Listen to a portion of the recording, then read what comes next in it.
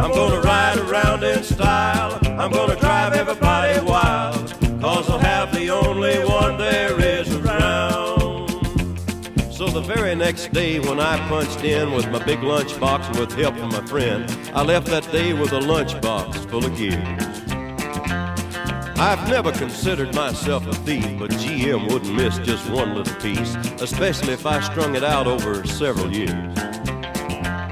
The first day I got me a fuel pump, and the next day I got me an engine and a trunk. Then I got me a transmission and all the chrome. The little things I could get in my big lunchbox, like nuts and bolts and all four shocks, but the big stuff we snuck out my buddy's mobile home. Now up to now my plan went all right till we tried to put it all together one night, and that's when we noticed that something was definitely wrong. The transmission was a 53 and the motor